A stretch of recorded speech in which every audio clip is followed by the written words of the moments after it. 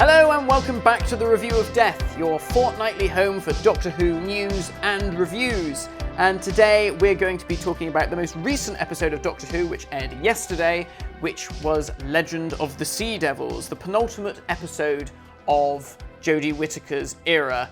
I am Matthew Toffolo, and as you can see if you're watching the YouTube version, I am joined by a special guest. It is Narcissus the Sea Devil. No.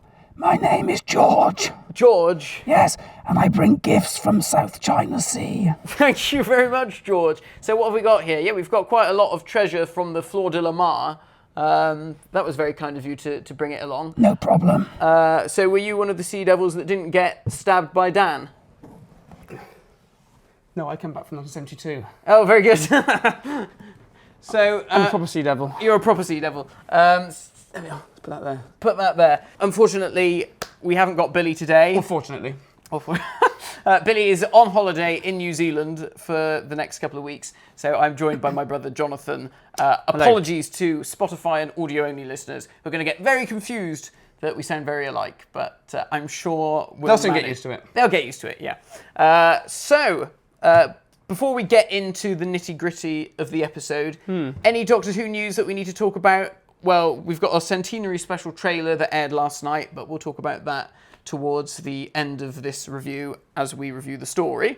Okay. There is a new Doctor Who podcast, a new weekly podcast, which I think is running for 6 weeks, called Doctor Who Redacted. That's been written by Juno Dawson, and that is about a trans girl who has been kicked out of a family home, and I think she connects with people online with conspiracy theories about the Doctor, the TARDIS, and all that kind of stuff. I think I mentioned it to you, and you said, hang on, doesn't it sound like that Russell T Davies story? Yes, I did say that to you, yeah. Yeah, it does sound a bit like Linda, but I think it's more of a low-key Linda, more of an online Linda. Not Marvel Lukey.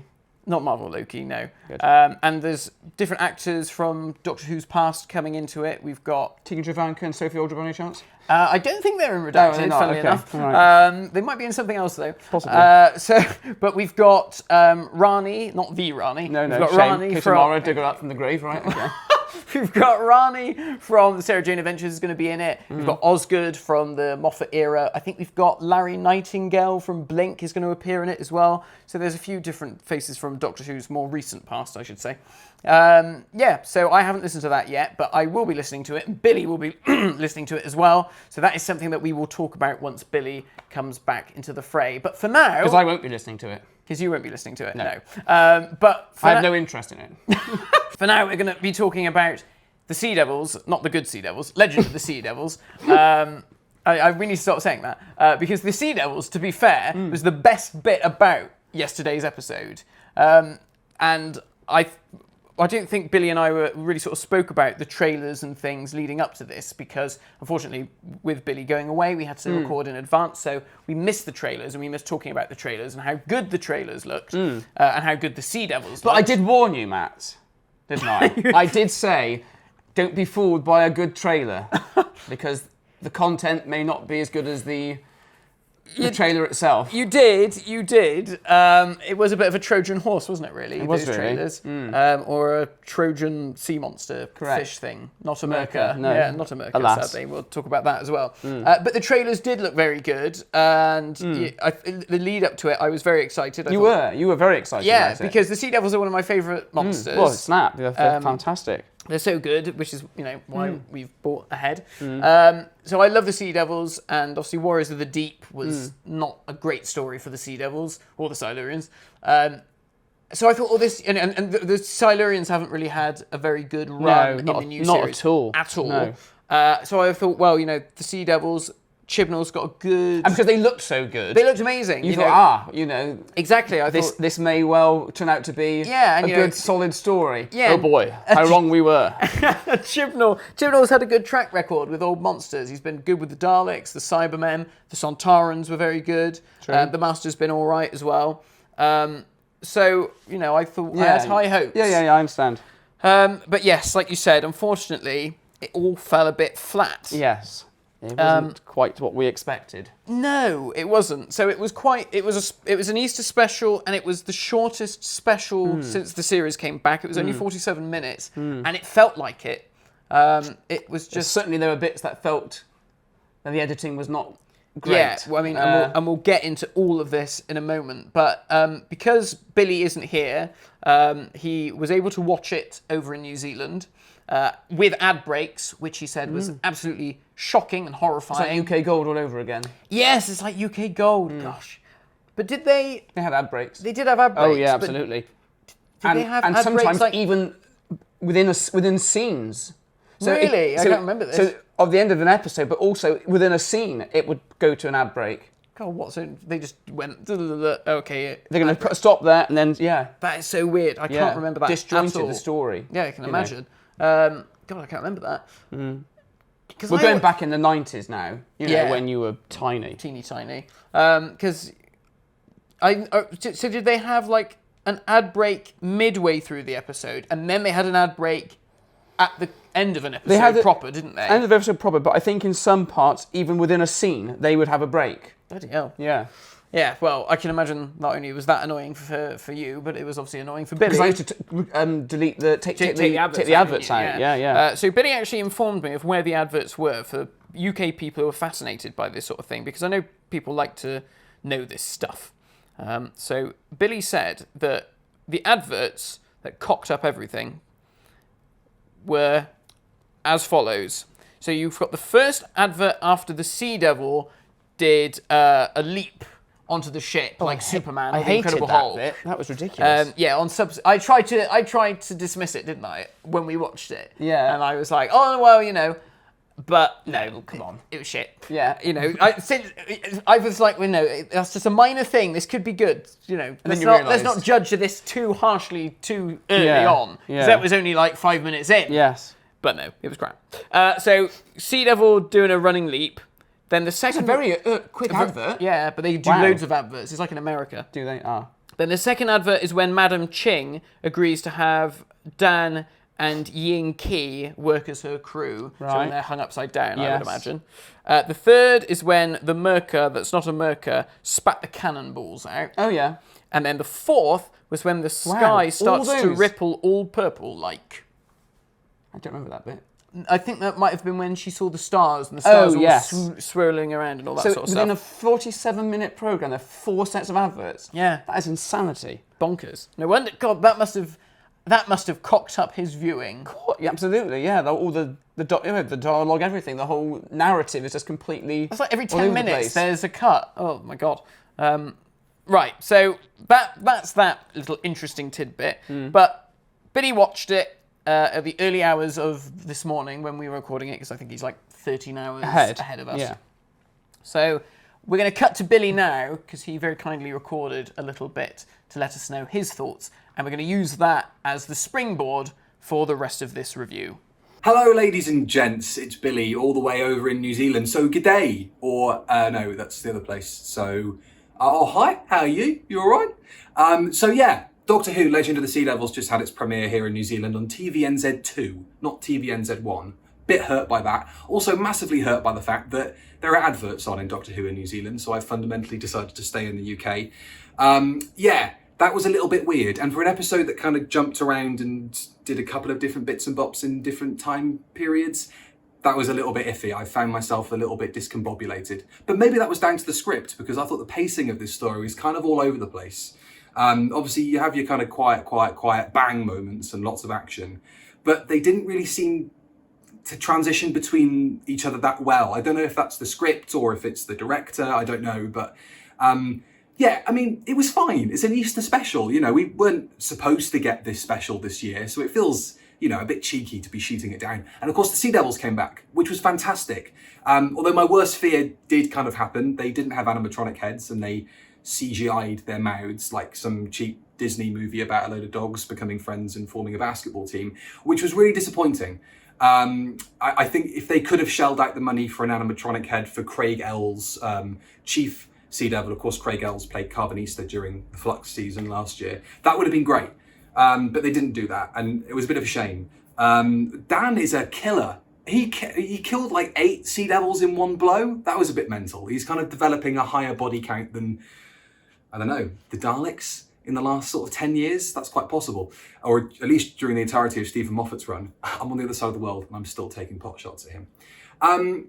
For 45 minutes, it did kind of feel a bit all over the place. And it felt like maybe there was it supposed to be an hour long? I don't know. I thought elements of it were kind of missing certain beats. Like, for example, the keystone suddenly appearing underneath that dude's shirt. I thought the keystone was the thing that she hacked off of the Sea Devil statue at the beginning and held in her hand and sort of looked at in a wary kind of fashion. But no, it was underneath the dude's shirt. And I don't really feel like we got any lead into that. Maybe we did. Maybe it was cut out because there were adverts. Maybe because the sound on the TV here wasn't great. I missed something. I don't know. Also, when the Aurora Borealis thing sort of appeared in the sky, which was just where the last ad break appeared, and the Doctor goes, "It's starting." What's starting? I felt like I missed something there. What were the Sea Devils trying to do? I honestly, I felt a bit perplexed. I felt like I missed a couple of bits and bobs. Standout scene for me has got to be that lovely sequence underwater with the 13th Doctor and Yaz. And talking of them, I think Jodie and Mandip really stole the show here. I thought they were fantastic. I thought they played the dynamic between them really, really well. Again, though, it is kicking that relationship down the street once again to lengthen the drama of it all. But I think the Doctor kind of keeping her at arm's length and saying, look, I can't really have relationships because time runs out and her time is almost certainly running out. It was a little bit lame, but, I thought they were both fantastic. I thought Mandy Gill and Jodie were the absolute standouts of the story.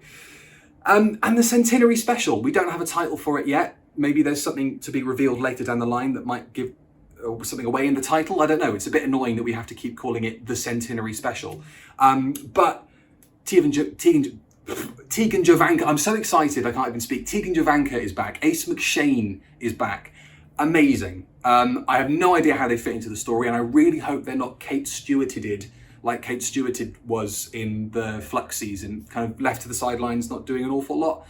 But Dalek, Cybermen, Master, sign me up, big, crazy, bollocks out special. I'm all up for that. So yeah, it wasn't, a swill bucket. It was certainly a swashbuckler.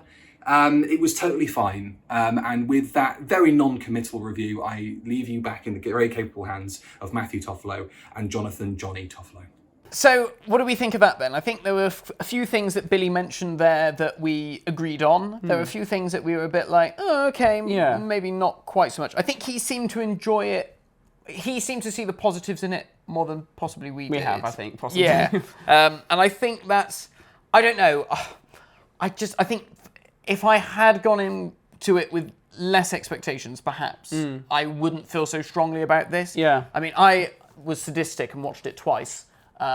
And although I must say I enjoyed it more the second time round because I knew the shortcomings, it still felt like a missed opportunity because I feel like the script was a bit all over the place, Billy said. It was.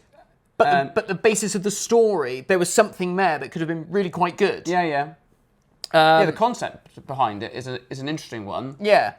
It was very confusing going from the 19th century to, was it 16th century? 16th century, yeah. Yeah, it was all too quick. Yeah. I don't know, it just wasn't explored enough, I don't think. They went back to the 16th century for all of 2 seconds just to see that scene where they jumped off and then back again. It felt very weird in the way that it was sort of trying to frame that other pirate, whose name I have here, Ji-hun. It was very weird. That's the guy who was trapped. No, that's the guy who was trapped. Okay, right. The more ornate-looking pirate. Yeah. It was very odd that they sort of set him up to look like he was in league with the Sea Devils, only to very quickly then turn around and say, "Oh no, it's not in league with the Sea Devils." I know. It was just odd, that him like bowing down to the Sea Devil to be like, "Oh, my lord," which. It sort of suggested there was some history there. Yeah. Like they'd been working together for some time. Yeah. But then it was like, oh no, the Sea Devil, I'm going to betray you.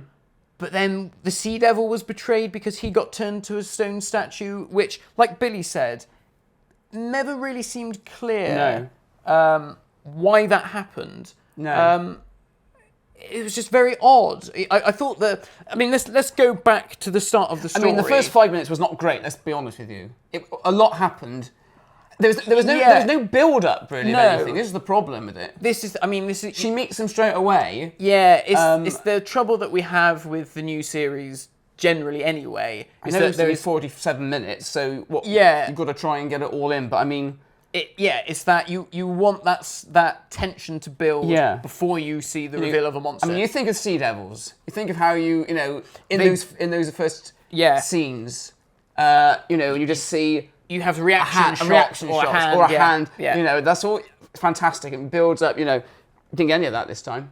Not saying it has to be like that, but I think because it's the return of such a well-known classic monster. You almost wanted it to be more. I think that's it, really. As good as the Sea Devils were in this story, I think they weren't served particularly well, considering that we haven't seen them since 1983. Yeah.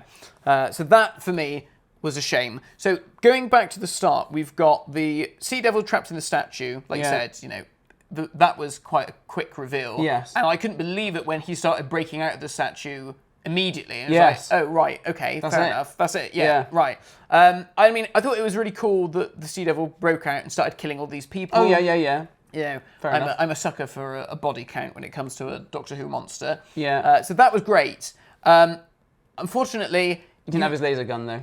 Yeah, that was a shame. Yeah, I know he's supposed to be, they're pirates and all, but it would have been good, because it's a good weapon, that one. Yeah, it is cool. It's different, isn't it? It's different, it's a shame. Yeah, it would have been nice maybe if some of them had them. Yeah, like if he was the pirate leader, all right, I've got to think, but some of them have their zappers.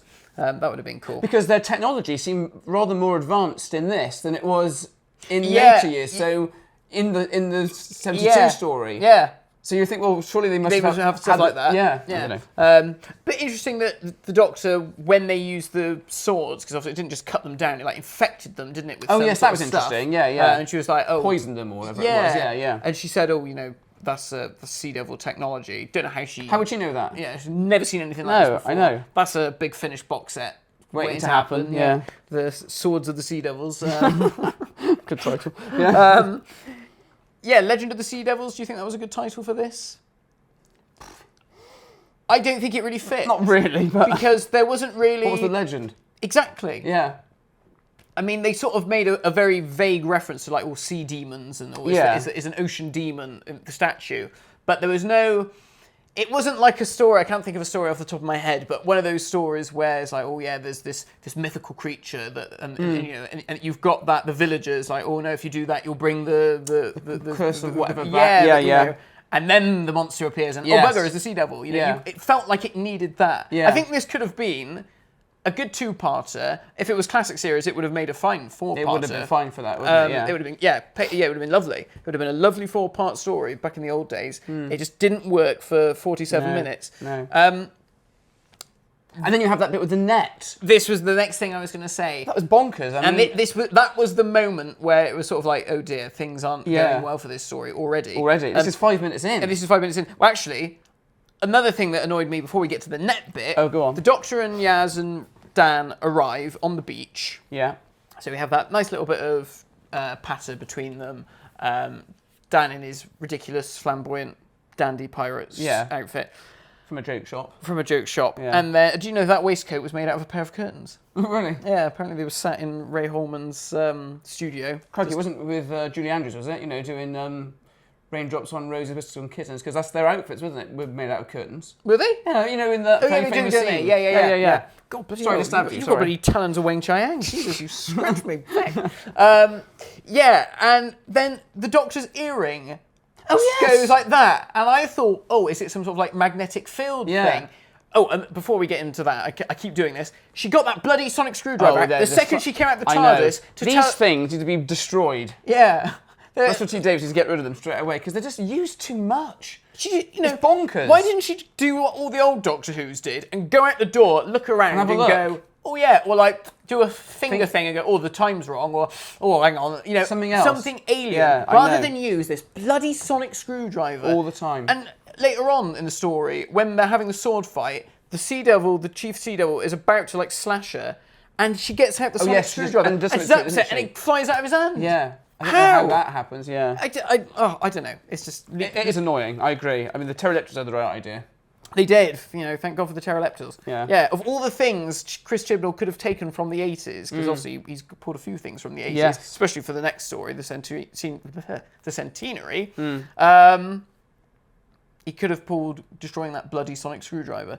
But yes, I digress. What was going on with her earring? I don't know. No, I don't understand. I thought, magnetic field. I thought, they're pirates. They're like got a magnetic field thing, and they're sucking in metal to build their equipment. Or I don't know. Not the TARDIS, of course, didn't it? Apparently. It was this all to do with this.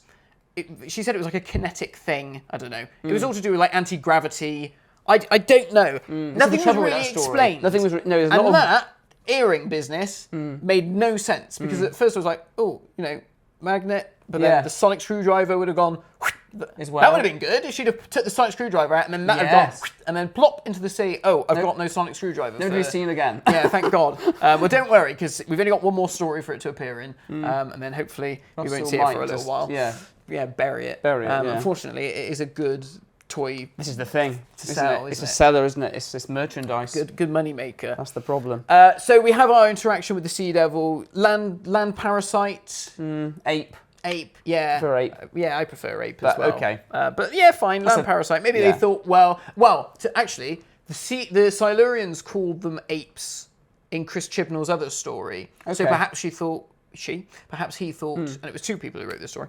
It was Chris Chibnall and Ella Road, who is a newcomer to Doctor Who. And maybe they thought, because to differentiate the species, we'll say land parasite. I don't know. It didn't bother me. I wasn't too bothered about it. No. What do we think of the Chief Sea Devil then, as a performance? Craig Ells, I thought who played Carvanista.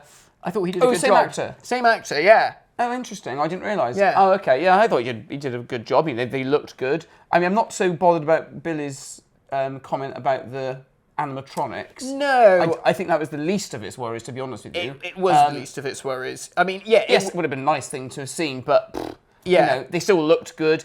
I mean, the voice wasn't quite the same, obviously, to the 70s, but it's still, they tried to do the whispering, and I thought that worked quite well. Yes. Obviously, there's a lot more dialogue for this Sea Devil than in in 72, so they might think they would put the audience off by, having the real modulation whisper, too heavy. I agree. I thought the modulation on the voice was fine. Yeah. I thought he did a really good job, having to perform that great big bloody head on. I thought he was really good. And...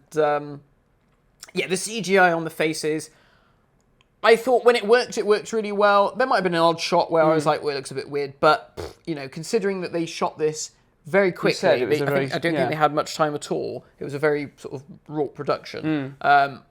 It was cool to just see them having any sort of movement. When you compare them to in the 70s, where, of course, they don't move at all. No. And that's fine. That doesn't bother me. There were a few shots when I thought, maybe there should be some CGI here. Like an eye movement or something. Yeah. And it just feels too much like a static head. And I know people were concerned that would be an issue for like the soldier Sea Devils, the sort of goon Sea Devils. Yes. Because they had very little CGI on them. Yeah.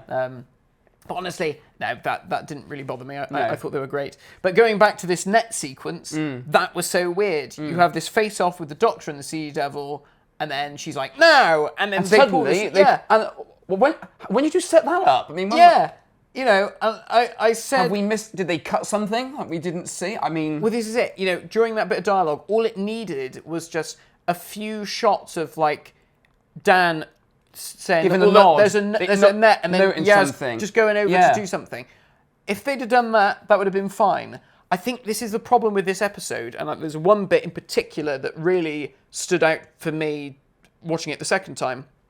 There felt like there was a lot of stuff that was either cut or it just wasn't shot. And I don't know if that was a time limit thing. Possibly, yeah. So they felt they needed to get on with it. But that felt very weird, very sudden. Yeah, I didn't like that. He then cuts himself out and then does his Incredible Hulk leap onto this ship. I didn't like that. I didn't like the fact they could disappear. The teleporting. What's all that about? That is weird. The jumping, I thought, they've got anti-gravity technology. Perhaps. Maybe he's got special boots on. Yeah. I don't bloody know. Like a Super Mario character. Maybe he's been eating his mushrooms. But... Yeah, the teleporting, and the doctor sees one teleport and goes, "Oh, that's no natural mist." Yeah, no shit, Sherlock. Yeah. You don't need to say that. We can see there's no bloody natural mist. The Sea Devil's just appearing out of it. This is the trouble with this era: is that it feels like it needs to explain everything. Yes. I said in a previous review with Billy that at times the dialogue feels like it's a comic book and not like a modern comic book, like a comic book from the 60s Yes, where where they it did a lot of explains that. a lot Yeah. of what's going on in each Yeah. panel. It's so weird. But I don't think I would have minded so much if the Doctor had turned around and gone, oh, that's new. You know, Yes. and I'd made a conscious effort to be like, oh, they never used to do that. I've not seen this before. Yeah. Yeah. That might have, Worked slightly better. Yeah. But I mean, are we just nitpicking? Are Well, we just being I'm miserable sure buggers? the comments in the videos will say, crikey, those two. Probably. Yeah, but can't help it. Well, yeah. Thing is, when you've got, I know we shouldn't go back to the classic series all the time, but when you've got that excellent story, when you've got the Sea Devils, that is such a good story. Yeah. It's hard to beat that. It's Yeah. going to be hard to, and you are And going to the compare it. I'm sorry. And the Silurians have the same problem. yeah, The Silurians have had the same problem course they because do. the trouble is the modus operandi for both the Silurians and the Sea Devils is always the same. We want to want the planet. reclaim the Yeah, Earth. yeah. So there's not an awful lot you can do with them. Like if we take the Silurian story with Matt Smith, it's stuff to do with drilling projects. Yes. It's a bit like Inferno. like It's Inferno. a love Yeah. story. It's a love letter to the Pertwee era. Just not very good. And this one felt like it was trying to do at least something a bit more different by giving the Sea Devils a pirate feel. Yeah. Which I actually thought was quite good. Oh yeah, I don't dislike the premise of it. It's Yeah. a good one. It's just the execution was the problem. Yeah. So Like all those Billy Sea Devils all got killed by what's his name? That was a problem by as well. Dan, like, why were these Sea Devils so crap? And this, I mean, I have trouble with a companion just straight out murdering anyone. Yes. Anyway. Yeah. And did they even have swords, those Sea Devils? I can't remember in the scene. They're just because they're walking towards Yeah, they him, come towards and suddenly them, just and then goes, he slashes a lot of them. Props to whoever edited it for putting in the actual Sea Devil death shriek. sounds. Oh yes, Matt didn't pick that up at first. No. You missed it with the first one that died. And I Yeah. said, oh, they've got the sound. You went, did they? Yeah, I And thought you were heard- imagining it. I thought, No, what are you and talking about? then so the fact they had the good dying sound. Oh yeah, that was good. That was cool. I'm glad they did that. But him killing those Sea Devils was Yeah, it Quite wasn't bizarre. palatable, was it? Really, I didn't like and because it's not his nature. It's not his nature. He's just Dan the Man Yeah. plasterer. Then Suddenly now he's a bloody Sea Devil murderer. And he's master swordsman. Yeah. And then how did you learn to fight like that? Oh, you should meet me mum. What? Your mum is a bloody fencing champion, Merseyside fencing champion, 2022. For fuck's sake, it's ridiculous. Yeah. I said to someone, oh, perhaps it would have made more. Like even if he just said something like, I'm really into LARPing. Oh, Like, yes. that Yes, role playing yes, stuff. yes. And I just thought, well, it's a naff joke, but it would make It would covered it a Yeah, bit, it would have. wouldn't it? He's meant to be a plasterer. He said, "Oh, you should see me with a trowel." Yes, I that don't would have know. been a good line. Something like that. Yeah. And that never came up that he was a plasterer at all in the No. series. That was just what was said. Oh, it's Dan. He's a plasterer from Liverpool. And he hasn't plastered bugger all. No. Hopeless, these bloody labourers. Yeah, they are, yeah. Cost a fortune. Yeah, don't really do anything. So that was odd, and it annoyed me more because, hello, you've got two pirates in this story Yes. on their team. Yeah. What's Let them do that. Ji Hun is stood right next to him. Yeah. He should have killed them. And then maybe Dan could have been like, "Oh, Doctor's not going to be happy about you doing that." Yes. And he'd have been like, "Well, it was us or them." Yes. It's just weird. It was odd. I just don't. That's something strange. Yeah. Talking about the additional characters, the side characters, what do we make of them? I felt that in this story, you never really got to know who exactly they were. No, I mean, the big build-up of Madame Cheng, is that her name? Ching. I know. Madame Cheng. That was you were thinking of Mavic Chen's wife. Madame Chen's wife, yeah. Yes, as you say, wasn't really explored very much, was it, really, who she was? No, it was just like, oh, Madame Ching, Pirate Queen. Who's that? Yeah, who? I know that she is a historical figure because I've read all the literature surrounding the production of Doctor Who. But if I didn't see that, I'd have thought Madame Ching was a fictitious character. Yeah. And they were like, oh, they've created some new pirate. Yeah. So that was a shame that nothing. I think I said to you that when they've done historical stories with characters in the past, you know, you'll have a character say, "Oh, well, who's this woman?" Yes, you know, the Doctor will explain say, briefly. Yeah. Oh Yeah. well, you know, she did this, that, or the other. Yeah, Yeah, the South China Seas. For Yeah. how you know commanded all these fleets and all this Yeah. stuff. And it's just like, oh, okay, that's the bit of background that I needed. Yeah. But we don't really spend an awful lot of time with any of these characters. You've got you've got her character, and you get a little bit of backstory in as much as, oh, my crew have been kidnapped and my sons were among them. Yes, yeah. Just to give it a little bit of heart to that character. Sorry, you've got hair. It's annoying me. Oh, right. I've got lots of hairs, actually. You know, and there were just little things like that to just give you something. And I thought the actress did a good job. Yeah, she played it well. You know, and For what she could do with it. Yeah, and it's a shame, like, she's meant to be the fierce pirate queen. Didn't really come across like that, though, did she? No. No. You know, why wasn't she sword fighting sea devils and, Yeah. like, really Being ruthless. kicking ass? She wasn't, yeah. I know, it was a shame. Again, missed opportunity, really. It's a missed opportunity. Again, it goes back to this thing with Dan murdering the sea devils. Yeah. Well, why didn't she do it? Yes. No, I You know, agree. it's just weird. It doesn't seem like a massive leap in logic to go, No. you've got a pirate, have them kill the, Correct. Yeah. So that was odd. The MacGuffin of the story, like Billy said, the keystone. So I'm really confused. Now, like I said, I've watched it twice. I thought the keystone was in the statue, and that's what Madame Ching was after. Yeah. So then for us to then have this other thing and then be like, oh no, it's this thing around my his neck. Yeah, that was weird. I was like, okay. And again, we're told it's Sea Devil technology, but it's not really explained what it is. No. You know, it did just feel like magic gem. You know, one of these magic gems. Yeah. In front of us. You know, normally if a magic gem is in Doctor Who, the Doctor will say, "Oh, it's actually a blah blah blah blah blah technology correct. or whatever," Yeah, you know, and give explain a that bit of bit. scientific explanation. But it really did just feel like this is magic. It can seemingly do anything. It can turn you to stone. Yeah. It can power spaceships or whatever. It lights up. It bloody fries an egg. I don't know. Yeah. It just felt like it could do anything. And obviously the thing that they wanted it for was to do something with the oceans, like to cover it more or something, was it? yeah, they wanted to flood the planet, and, to make it more aqua. Yeah, I mean, as the isn't the Earth 70% water anyway? I mean, isn't there's that enough? Yeah, there's quite a lot there, you know, and especially back in that period of time. Anyway. A lot less people around anyway. A lot of the ocean not polluted. Yes, correct. What are they moaning about? They're all kind of 2022. Then they'd have something to They'd complain have something to moan about. about. Yeah, I mean, that's why they should have been in that Praxeus story, the one that I always moan about, which was to do with plastic and pollution and all that stuff. That was a terrible story, wasn't it? It was appalling. Yeah, I thought so. You know, so could have been worse. The Sea Devils could have turned up in that, and that would have been really upsetting. It would have been, Yeah, I just didn't feel like we got to know the characters. And again, it comes down to this thing of so much going on, so little time. So little time, isn't it? This is the problem. It is a shame. Sea Devil Base looked good. Sea Devil Base looked good.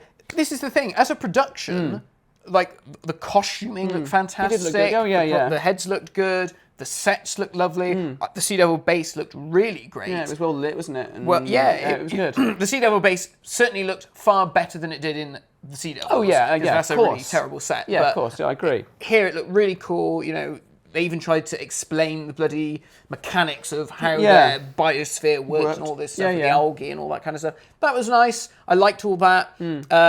You know, it was nice seeing like Sea Devils pottering around doing their bits and pieces on their consoles and stuff. You know, it felt like... Although I did hate the bit in the story when the Doctor's like wandering about in there and they're not like... Why this alien, this ape has just turned up in their base. Why aren't they like guarding her? Especially when she was chatting to the bloke in the box. Yeah, he gets a phone Gets call. a phone call and walks off. Just Yeah. let her chat about everything. I mean, come on.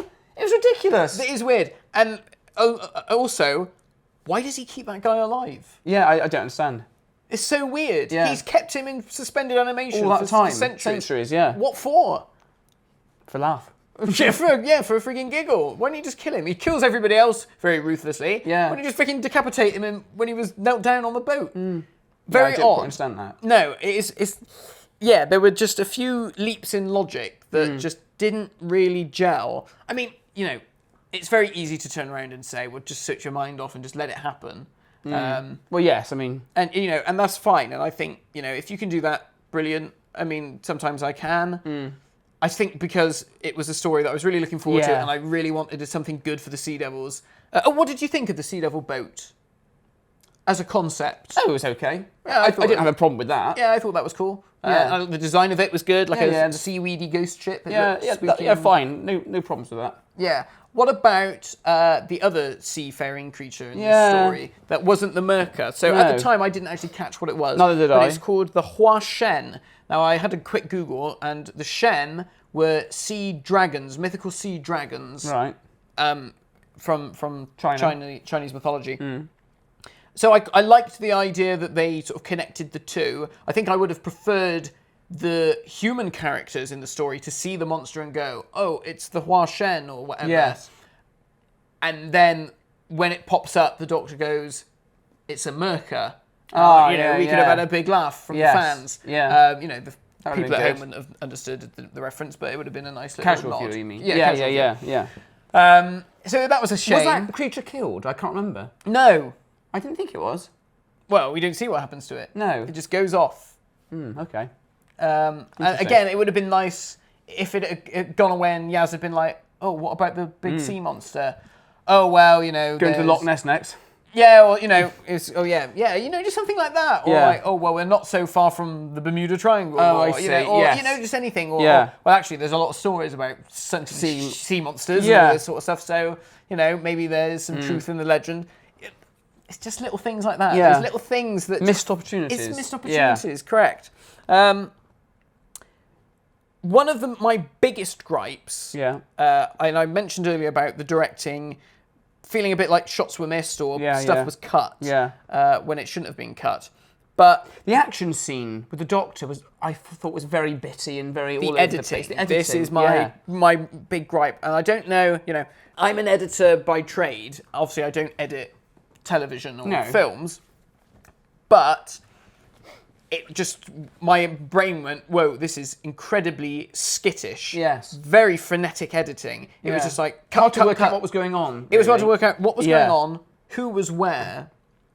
And that bit with the Doctor was very strange. But even before you get to that, again, things felt oddly cut because characters just seem to appear in places. So, for instance, that bit that you were talking about where she's talking to the guy in the suspended animation pod. Yeah. And the Sea Devil comes back after he's had his phone call. Yeah. And says, right, okay, I've just had a call from upstairs. And that was such a weird thing. Jeff on the switchboard has just come round to tell me that actually we know where the keystone is. You don't have it, so now I'm going to kill you. And the Doctor flicks the switch, and the ship goes up into the air. It goes up into the air, and then all of a sudden, Yaz, the Doctor, and the pirate they man just sort of swing in, and they're like, hello, here we are. How did and that I'm like, happen? wait, hang on a minute. You were down in the bowels of the boat, and surrounded with sea devils. Yeah, it's crazy. Yeah, how did you get away? Yeah. What? It's so weird. I mean, again, maybe I'm reading into it too much. Maybe I should. I said the same thing when we watched it. Yeah, we were like, well, how did you get there? And there was a few moments like that. But yes, the sword fight in particular felt very weird. There was one moment where it was like a cut and it was like 3 frames of a shot and then it was another thing. And it was like, well, why am I seeing this? I don't need that cut there. No. Just have a slightly longer shot. It doesn't need to be choppy. But there was one bit in particular that I went back and I watched it a few times and I really broke it down. It was like I was back at university doing film studies. So towards the end of that fight, there was a bit where the Sea Devil swipes at the Doctor, and we have that sort of Matrix-style slow motion when it goes across past. her face. Yeah, I remember.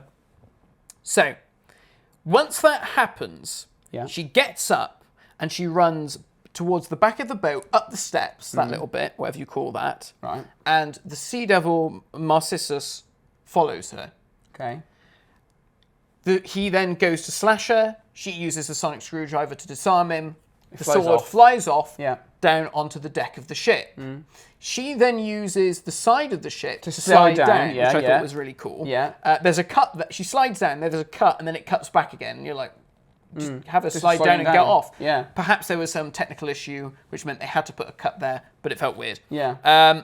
She then runs to get the sword. The Sea Devil grabs her leg. Narcissus. Yeah, so Right. but in the time she slid down, Yeah. he has run down the steps, apparently. Or teleported. Or teleported. Yeah. Grabbed her leg, and you don't see her go down, but you can see she's on the floor, incapacitated, Okay. trying to get this sword. We then cut back to the boy, the young kiddie. Yeah. He kicks the sword towards the Doctor. We then cut to the Doctor, who is now stood up for some reason, Oh, okay. picking up the sword. But this is when it gets really fucking weird. I mean, that's weird enough. I was going to say, is that, yeah.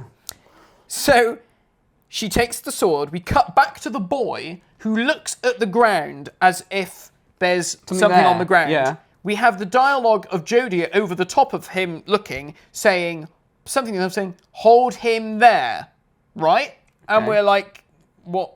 Hold who there? Yes. And then Ji Hun, the pirate, comes in and thrusts his sword downwards, and we hear the scream of the Sea Devil. Yes. And then she's like, we didn't need to kill him. Yeah. How did the Sea Devil get down on the floor? Yeah. We didn't see. He was Yeah. behind Jodie Whittaker. Weird. What happened there? Gosh. Like, no one, pushed him or punched No. him or knocked him. Odd. It is so bizarre. Yeah. It just feels like massive bits of narrative action. I've just been gone. completely missed. Yeah, or cut. It's really weird. So I don't know. I don't know if, again, something wasn't shot, and then they went back and thought, oh shit, we didn't get that shot of the Sea Devil falling over. Or yeah. Or maybe it looked a bit crap. I don't know. But it was really odd. And it irked me. Yeah, it just because I was didn't just work. like, well, hang on a minute, obviously, like we said, it was a raw sort of production, really. It Yes. wasn't a story that we were supposed to get. It was a bonus. You can call it that. Well, I think it was. Oh, I mean, I'm glad it was made because I'm glad we got the Sea Devils back and looking so good. So there we are. Yeah, I agree with that. That's a positive thing that I can say. And there's a few other things that we should say in terms of positives. And I will agree with Billy in terms of I thought the scene under the sea. Oh yes. With the Doctor and Yaz was lovely. That was a good scene. Yeah. It looked amazing. Yeah, it like did the look CGI looked really, really good there. Is that the first time we've seen the TARDIS doors open under the sea? I can't remember. I'm thinking of an old story, classic William Hartnell, Pat Troughton ones.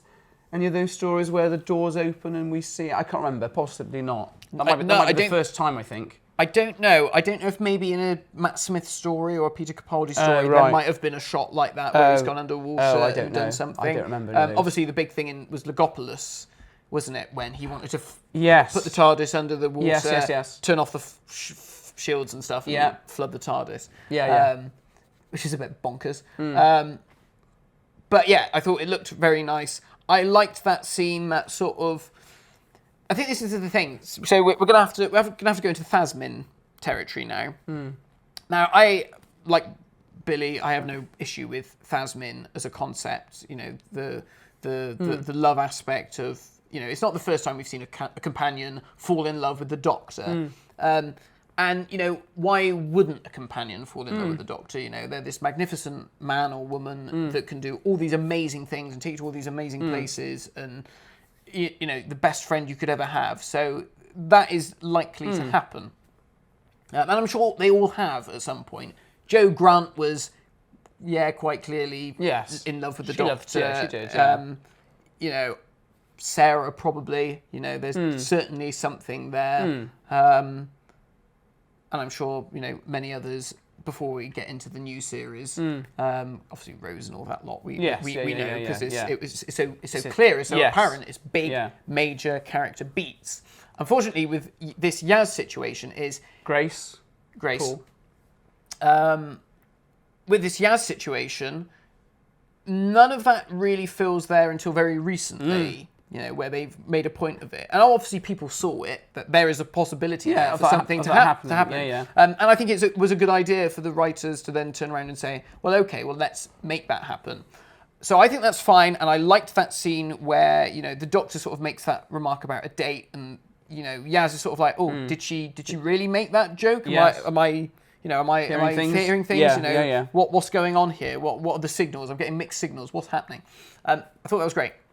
What I wasn't so keen on was the Doctor then turning around and saying, basically, yeah, I love you too, and I would like to date. I would like to date you if I could, but it's not going to happen because I just don't feel like from Jodie's end that doesn't feel like it's been earned. No, not at all. I don't feel like there have been moments where okay, something might happen here, but I don't necessarily feel like it was enough for her to come around and say, I hate to say it, but that bit when she said that line of which we cringed, we laughed. You know, you're one of the best people I've ever known. Yeah, no, you're not. And we just laughed because we're like, well, she hasn't really done much, to be honest. Like when you compare her to Sarah or Joe or Jamie. Yeah, absolutely.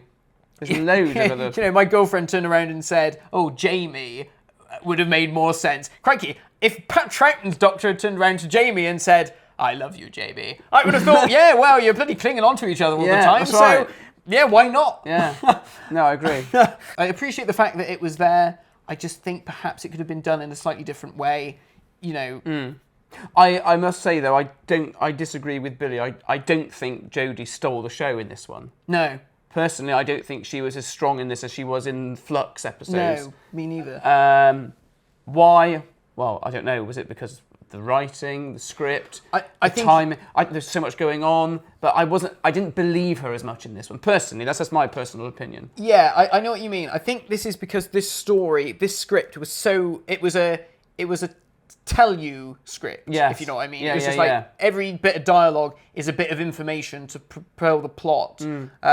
That's why I thought she was good in that scene under the water. Yeah, I agree. Because that was a good scene. It was a point to breathe. I didn't necessarily think that the scene when she confessed her love to Yaz worked quite so well. Also, a very odd moment in time, like the planet is possibly about to be destroyed. And we're all going to die. Yeah. But while we're here, I'll just pause for a moment and tell you that I love you, but I can't really do anything about that at the moment.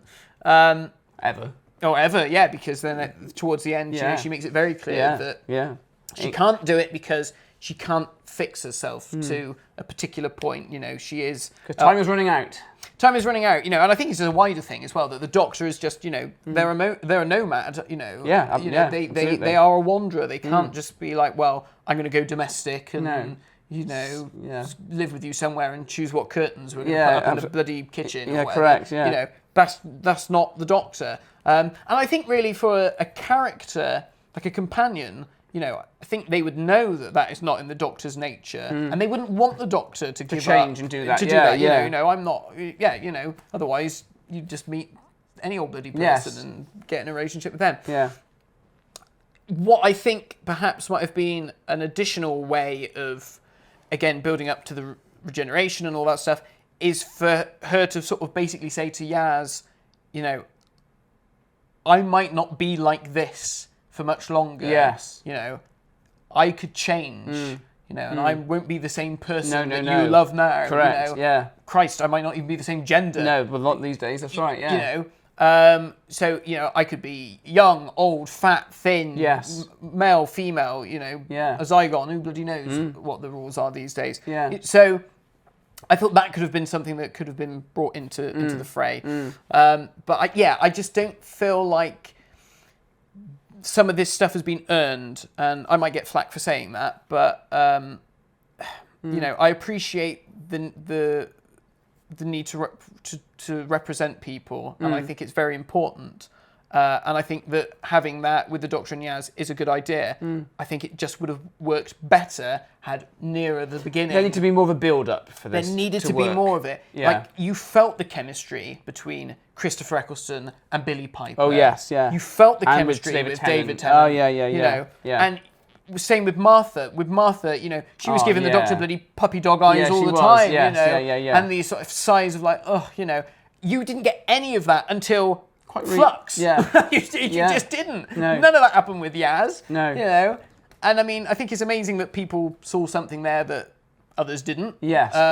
But I mean, shipping, and all that kind of stuff has been going on for years, where people just magically see bloody relationships Things that aren't there. that really aren't Yes. there. Yeah, you yeah, know? yeah. And I mean, if you ship stuff, and I think okay, that's fine, but you know, not it's not something that I've ever done. Yeah, so I don't know. It'll be interesting to see how it plays out when we get to the centenary special. Like Billy said, weird that we don't have a title for it yet. I thought it was going to be revealed that Doctor Who will return in Too Many Characters for one special episode. Too many cooks spoil the broth. Too many cooks spoil the broth, exactly. So let's talk about what is to come from that trailer. Now, there was a rumour that Ace was going to be in this story. Yeah, because I told you, you did tell me, and I was a bit surprised. And you kept saying, "No, that's not going to happen." I did. Well, I you did never think, know. Yeah, I was wrong.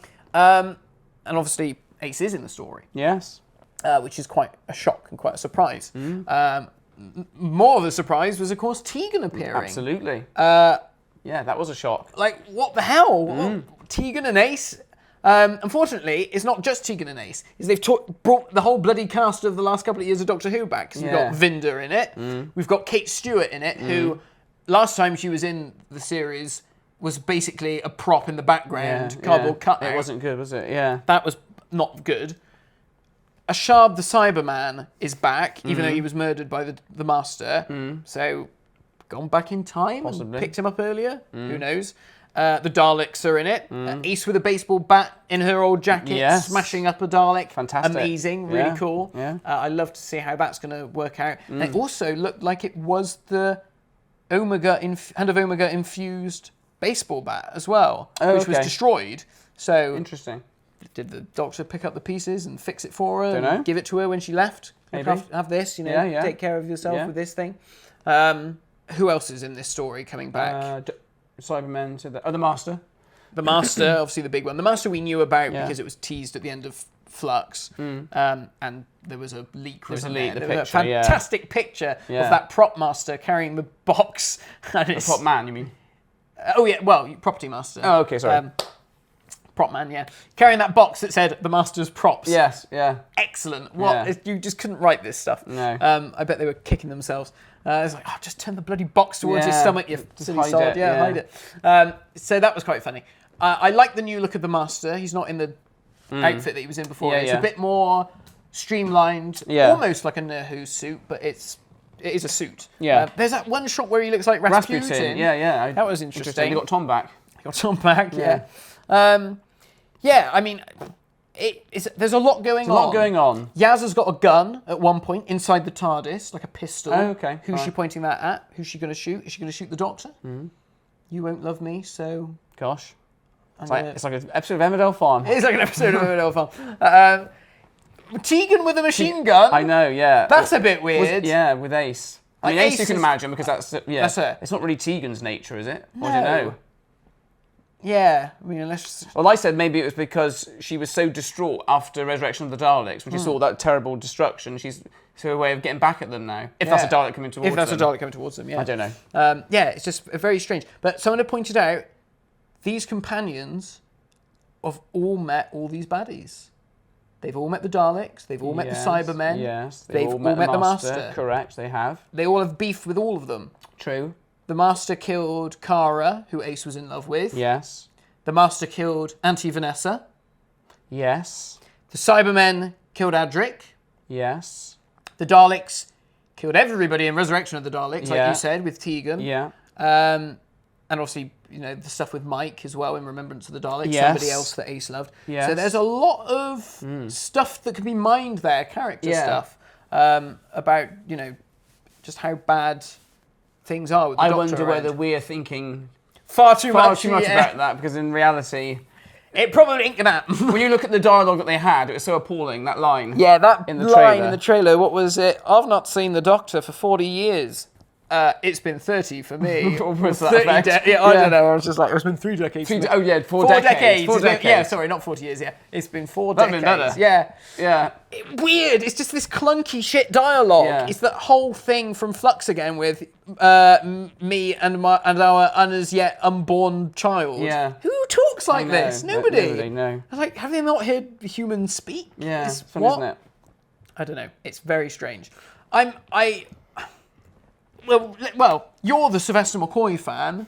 What did you think about seeing Ace? This is what I had so many people message me saying, "Oh, I bet Jonathan was like so excited." Really? I wasn't really. No, you weren't. No. I said that. I was like, well, he doesn't really get excited about things generally. Well, I mean, I'm more fearful because Matt said to me, "What if Sylvester McCoy's in it?" Yeah. And with Peter and Colin. Yeah, that was another rumor. There was a rumor that those guys were going to turn up. My worry is what they're going to put him in.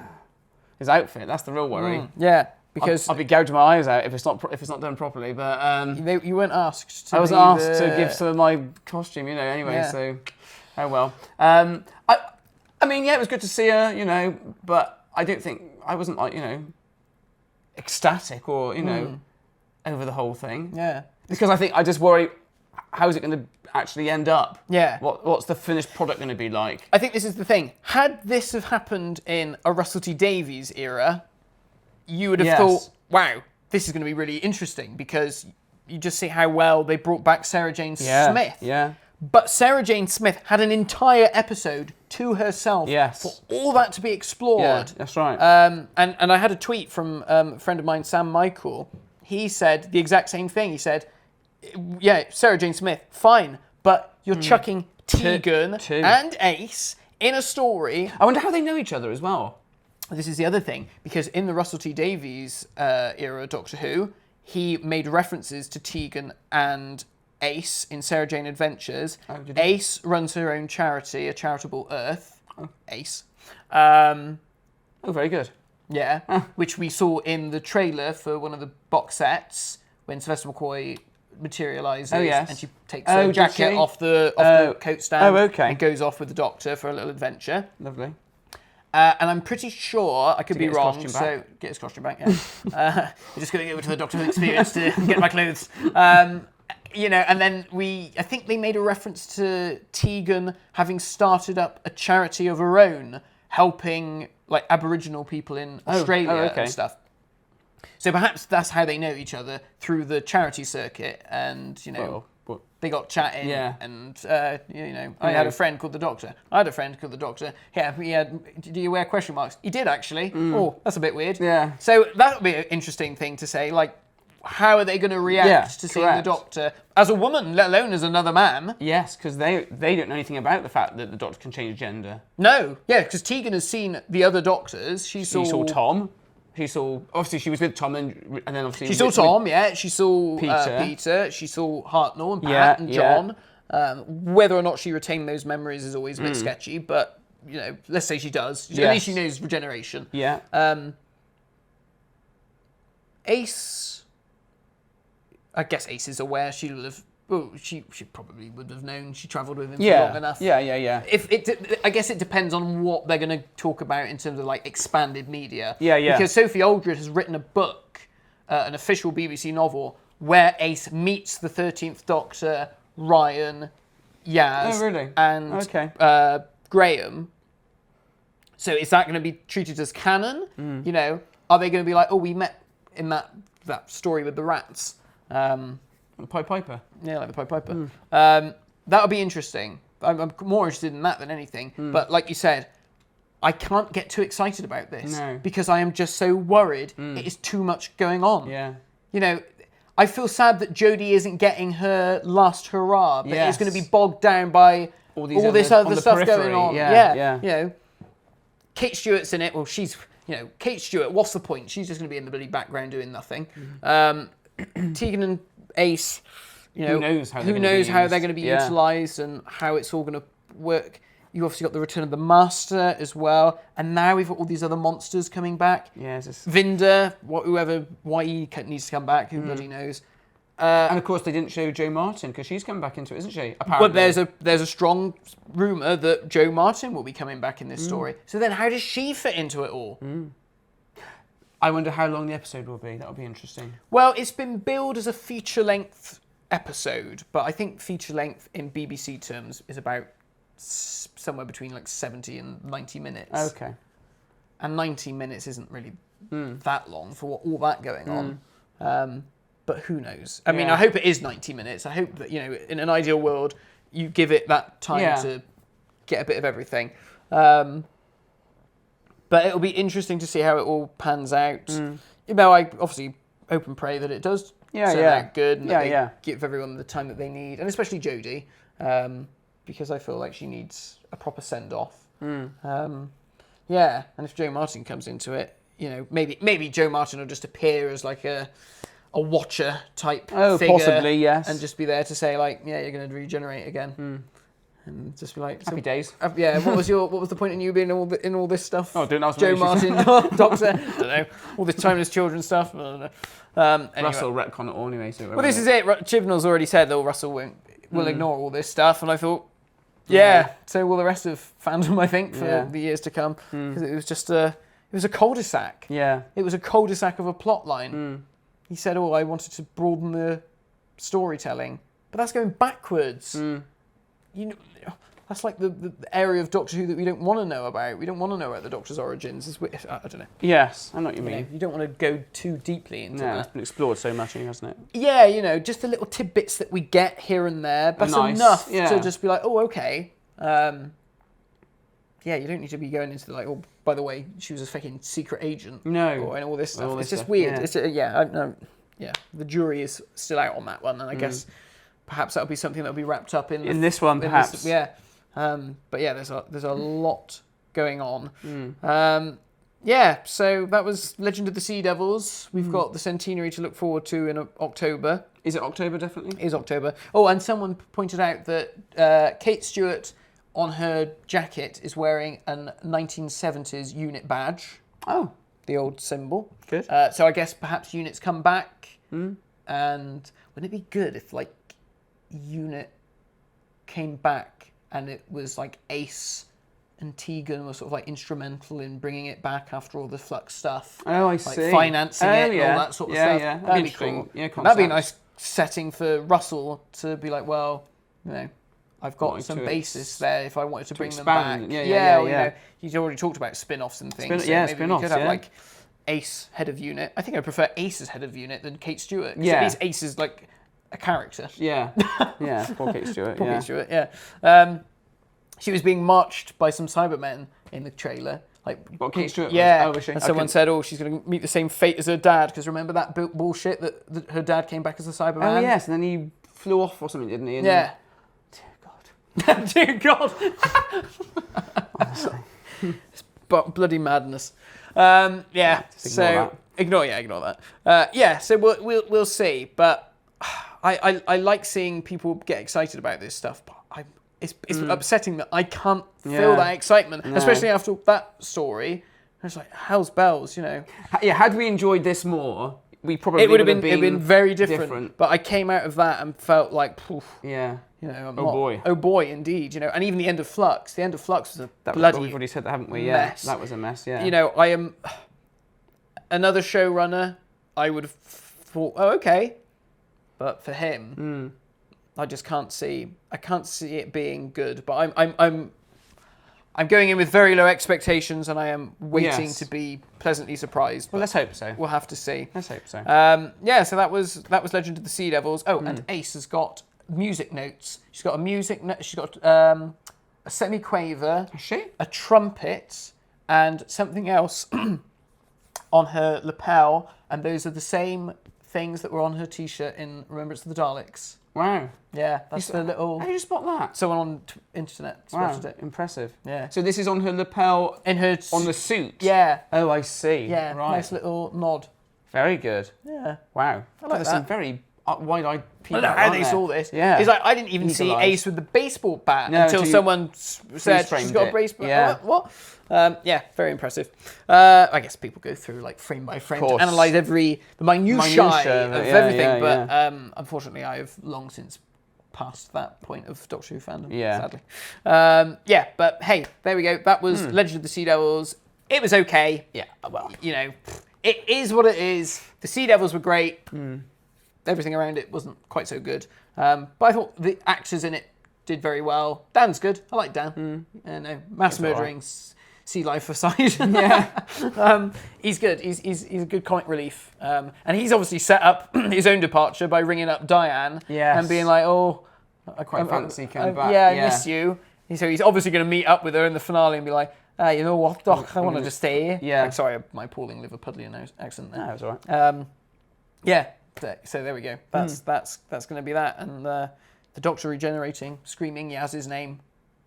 Who knows what's it going to be? Who is the new Doctor? Will she regenerate lying down, do you think? I know More importantly, I mean, I know in the trailer we see a Starting. regeneration Well, I starting. said to you, I reckon that's a fake out. I reckon she's going to hold it off and be like, I'm going to go around and say goodbye to everybody. I hate this idea that they can like hold it off. Years ago, they didn't. Peter Davison did it though, didn't he, in Caves of Androzani? Did he? Yeah. How? When? When he's in the spaceship at the end of episode 3, before the guys break in. Yeah. He sees he has the regeneration. Oh, that. And then he goes like that, and it fades. So he's about to regenerate, and he holds it off. And Graham Harper has said that is what that is. Really? He said that directorially, that was the inference there. Couldn't really tell, could you? I don't think back then. So. No, but in hindsight, having heard that is what's going on and makes watching sense. it, it's like, oh yeah, of course, that makes so much more sense. It's cool. I like it. I like that he's like, no, I've got to save Perry. Oh no, I like that. That's a good idea. I prefer. I'm going to hold off my regeneration to save Perry, Not to say goodbye rather to than- everybody. Not to say goodbye to everybody. I know that's. Like David Tennant did, Oh, I hated that. It's terrible. or Matt Smith did. He held off the regeneration to go and get dressed. Good. He changed his costume. Shame Sylvester McCoy didn't do that. Oh, Shame dear. Sylvester McCoy didn't go, I've been shot and, they've cut my hearts up with a bloody mechanical probe. Yeah. But I'll just go back to the TARDIS and put my pullover on. Yeah. Just for Jonathan Toffolo's benefit. Yeah. Bless him. So there we go. That's that. You and I will be returning next week. Will I? Yeah. Oh, okay. We're back again next week. Sorry about that. You're probably thinking, oh God, not these two miserable movie Again. bastards. Yeah. But we are going to be talking about a Sylvester McCoy story for your benefit. Okay. We are going to be reviewing Delta and the Bannerman. Oh, yes. Because it's season 24. I am not a fan of season 24, generally speaking. But we're going to talk about that story and see what we think about rock and roll in the 50s. And then Billy will be back a fortnight after that. And I don't know what we're going to be talking about. Season 18 is something that's on the cards, and we will also talk about Doctor Who Redacted, wherever we are with that in that storyline. I've not heard any yet, so we shall see. But yeah, I hope this was fun. Not too depressing for Not you. too depressing, just two miserable buggers chatting to each other.